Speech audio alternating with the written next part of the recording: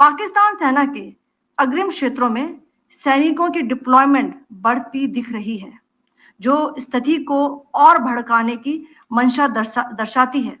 भारतीय सशस्त्र बल दोहराते हैं कि वे तनाव वृद्धि नहीं चाहते, बशर्ते पाकिस्तान भी ऐसा ही व्यवहार करे। नमस्कार, संतोष की रिपोर्ट में आप सबों का स्वागत है। हमारे सैन्य अधिकारी कुरैशी के उस शब्द के साथ आपने भी महसूस कर लिया होगा कि युद्ध अब तय है।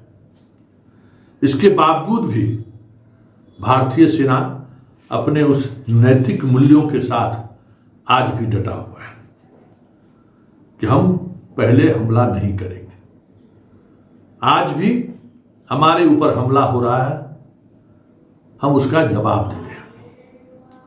ये हमारे सेना का नैतिक बल है और यही नैतिक बल पूरी देश और दुनिया में भारतीय सेना की एक अलग पहचान देती है।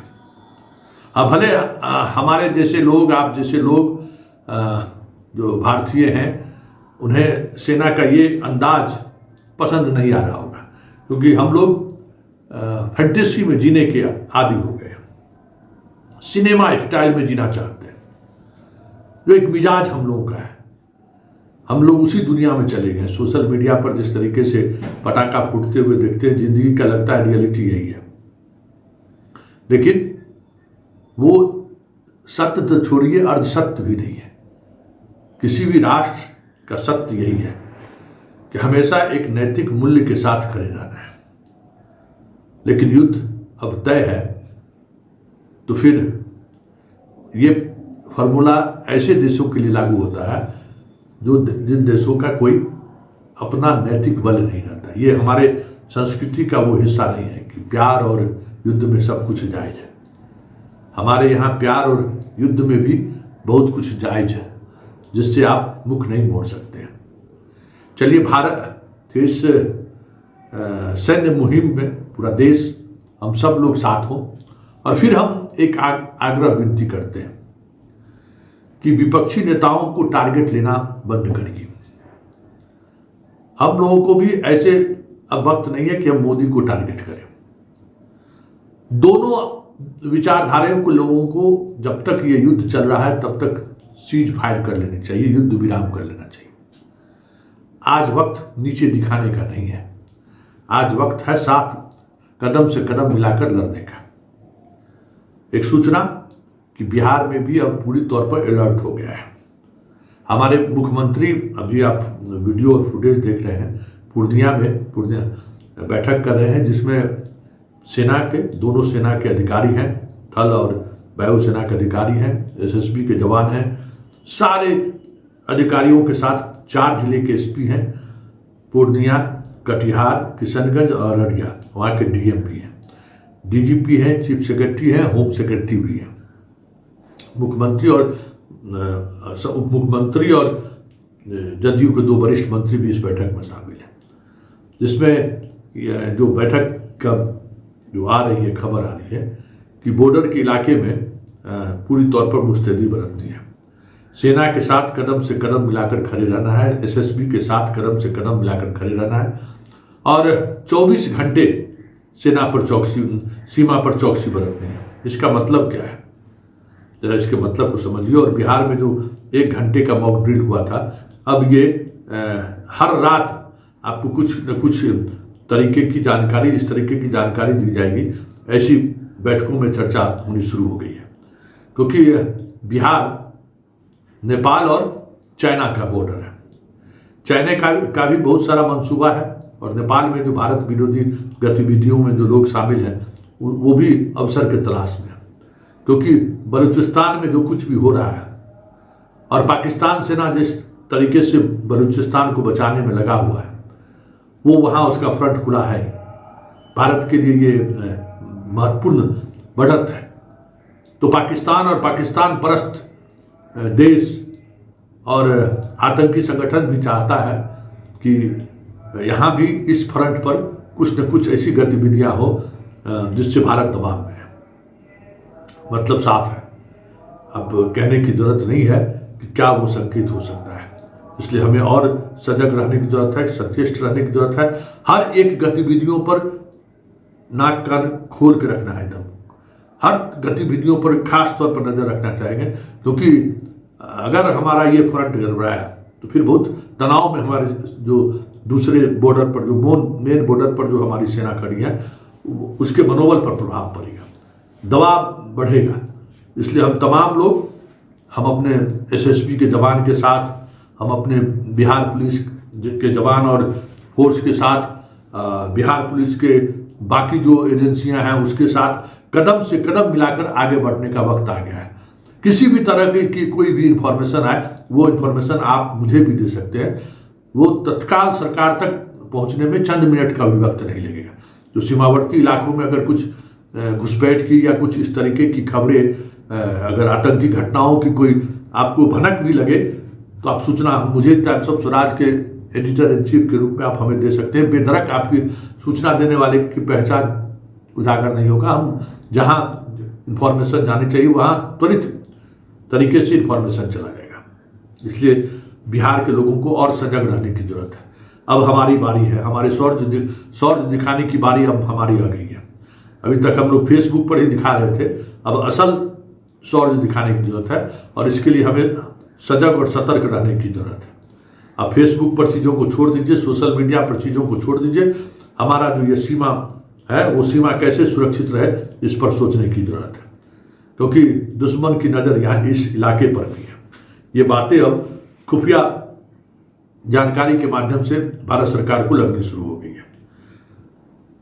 लेकिन सबसे जो महत्वपूर्ण बात है, वो बात है कि इस युद्ध के लिए जिम्मेवार कौन है, और जो भी जिम्मेवार है, इस बार आर पार की लड़ाई की बात लोग कर रहे हैं। हो जाए आर पार, मतलब क्या है, हो जाए, देखने वाली बात होगी। लेकिन एक बात और हम आपको बताते हैं कि भारत का जो मिजाज है, देश का मिजाज, जनता की मिजाज नहीं करे, और देश की मिजाज को ही को स्वीकार करना होगा हमारे जनता को भी। देखिए कि सोफिया कुरैशी सैन्य अधिकारी किस भाषा का इस्तेमाल कर रही हैं और किस डिप्लोमेसी के तरीके से चीज़ों को वो रख रही हैं। हम पर हमला हुआ है, ये स्वीकार कर रही हैं, और हमारे सिविल एरिया में भी हुआ है, हमारे एयरपोर्ट पर भी हुआ है, हमारे प्रक्षेपास्त्र को भी, भंडारण को भी समाप्त करने की कोशिश हुई है। हम सब का मुंहतोड़ जवाब दिए हैं और पाकिस्तान पर हमला भी बोले, और जवाबी कार्रवाई में हमने पाकिस्तान को नुकसान भी पहुंचाया। तो सुन लीजिए क्या सोफिया कुरैशी बोली है, और उनके हर एक शब्द को सुनने की जरूरत है, क्योंकि तभी हम समझ पाएंगे कि आखिर देश में हो क्या रहा है और देश चाहता क्या है। भारी कैलिबर हथियारों से गोलाबारी की। अंतर्राष्ट्रीय सीमा और एलओसी पर श्रीनगर से नलिया तक 26 से अधिक स्थानों पर हवाई घुसपैठ के प्रयास किए गए। भारतीय सशस्त्र बलों ने अधिकांश खतरों को सफलतापूर्वक निष्क्रिय किया। फिर भी वायु सेना स्टेशनों पर उधमपुर, पठानकोट, आदमपुर और भुज बठिंडा स्टेशन, इन सब पर उपकरण व पर्सनल्स को हानि पहुंचाई। मैं ये भी बताना चाहती हूं कि पाकिस्तान ने हाई स्पीड मिसाइल सुबह 1:40 पर इस्तेमाल करके पंजाब के एयरबेस स्टेशन को दागने की कोशिश की। एक निंदनीय और अनप्रोफेशनल एक्ट के तहत पाकिस्तान ने श्रीनगर, अवंतीपुर और उधमपुर के वायु सेना अड्डों पर चिकित्सा केंद्र और स्कूल परिसर को निशाना भी बनाया, जिससे उसके द्वारा सिविल इंफ्रास्ट्रक्चर पर हमला करने की गैर जिम्मेदाराना प्रवृत्ति फिर उजागर हुई। पाकिस्तान द्वारा सैन्य ठिकानों को जानबूझकर निशाना बनाने के पश्चात भारतीय सशस्त्र बलों ने त्वरित व सुनियोजित जवाबी हमले किए। Technical installations, command and control centres, radar sites और हथियार भंडार को चुनकर निशाना बनाया गया। रफीकी, मुरीद, चकलाला, रहमियार खान, सुकूर और चुनिया स्थित पाक सैन्य ठिकानों पर एयर लॉन्च्ड सटीक हथियारों व लड़ाकू जेट से प्रहार किए गए। पसरूर स्थित रडार साइट, और सियालकोट का एविएशन बेस भी प्रिसीजन एम्यूनिशन से टारगेट किए गए। इन कार्रवाइयों के दौरान भारत ने कम से कम कोलैटरल डैमेज की क्षति सुनिश्चित की। चिंता का विषय यह रहा कि पाकिस्तान ने लाहौर से उड़ान भरने वाले नागरिक विमानों की आड़ लेकर अंतर्राष्ट्रीय हवाई मार्गों का दुरुपयोग किया ताकि वह अपनी गतिविधियां छिपा सके। ऐसी चालों ने भारतीय वायु प्रतिरक्षा तंत्र को नागरिक सुरक्षा सुनिश्चित करते हुए अत्यधिक संयम के साथ कार्य करने के लिए विवश किया। साथ ही साथ पाकिस्तान ने मिस इन्फॉर्मेशन का सहारा लेते हुए आदमपुर स्थित S-400 प्रणाली, सूरतगढ़ व सिरसा के हवाई अड्डों, नगरोटा के ब्रह्मोस बेस, देहरागिरी के तोपखाना पोजीशन तथा चंडीगढ़ के अग्रिम गोला बारूद डिपो को नष्ट करने के झूठे दावे सोशल मीडिया पर फैलाए।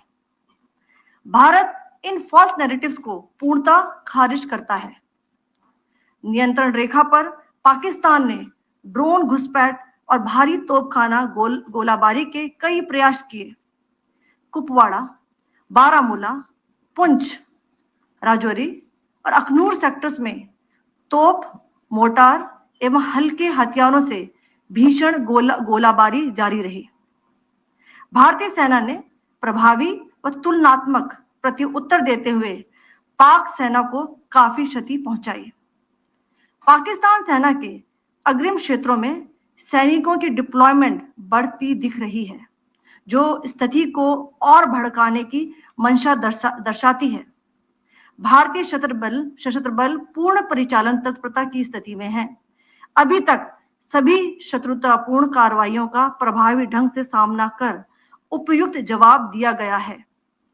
भारतीय सशस्त्र बल दोहराते हैं कि वे तनाव वृद्धि नहीं चाहते, बशर्ते पाकिस्तान भी ऐसा ही व्यवहार करे।